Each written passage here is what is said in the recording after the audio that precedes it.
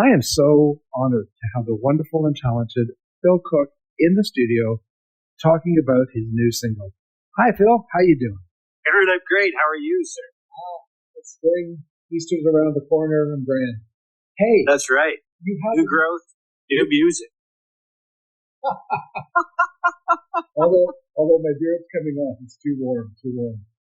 Yeah, I hear you. I try to keep short and fairly close to the skin. Yeah, but you're It gives me some complexion, some shadow.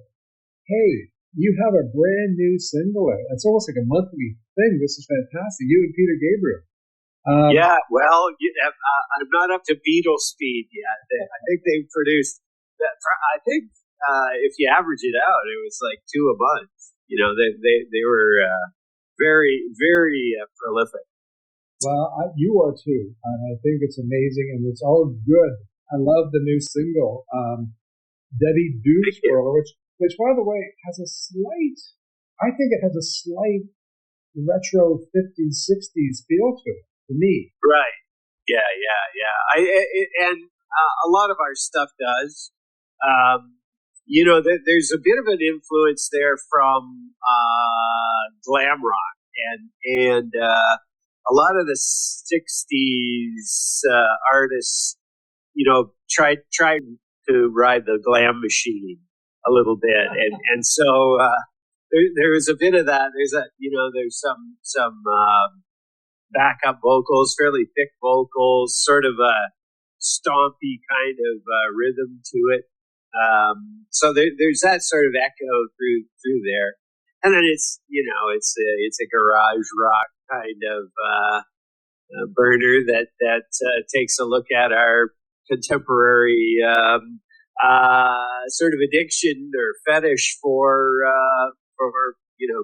doom on the screen kind of a thing, and it sort of makes I guess the connection or a suggestion that rebellion now is against the screen. It's against the distance that the screen puts between people, and kind of says if you're a rebel, you're out there making connections face to face instead of with your head in the sand behind the bedroom door serving the algorithms. So, but poor Debbie, she buys into all the doom and gloom. Well, that's the. I mean, if anybody has any experience with social media, that's what they do. That's the stimulation of the amygdala, right? That the reason that we duck when somebody throws a baseball at us instead of conceptualizing and intellectualizing. Should I move out of the way? Should I?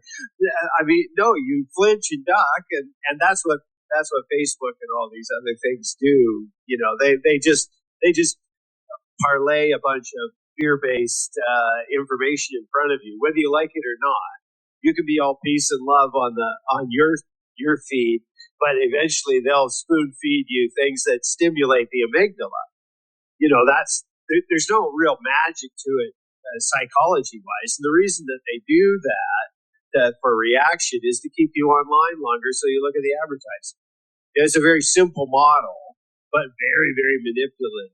And a lot of people fall into the trap, these echo chambers and conspiracy theories. And so what we're suggesting Debbie do is just fall in love with somebody and drop the screen and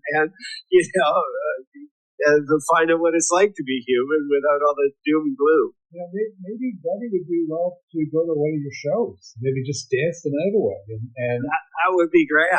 We would invite her for something like that. That's kind of where we're at as a band. Actually, is we kind of believe that the live genre, the live domain, I guess, is where music happens. There's connection made over radio. There's connection made over video. But I think the richest connection is within the live domain.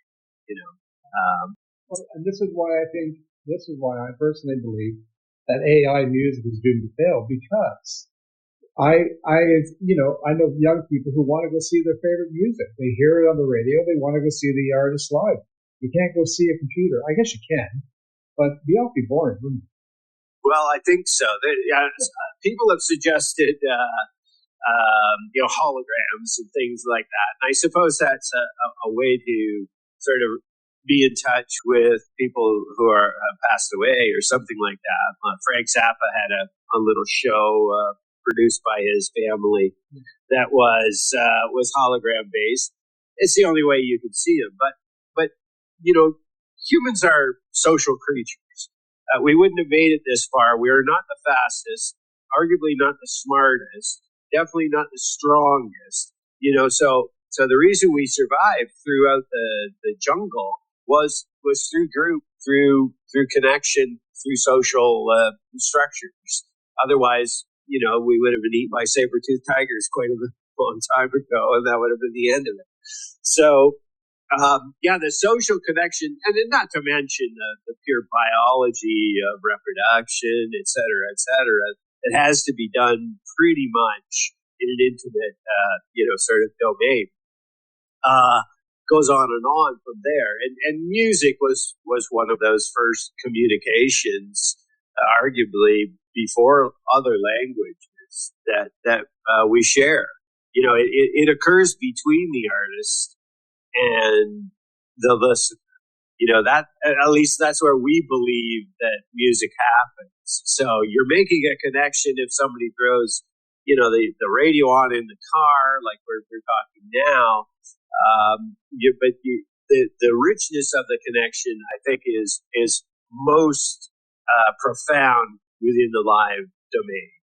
Well, I think you're 100% right. And I think if you look at, how music has evolved through history, I mean, you had marching soldiers to the beat. You have Right. You have nature. You get up in the morning, and what do you hear? As soon as you get up in the morning, birds communicating with one another, right? But it's Right. talking about me usually. Just I want to put that. Just kidding.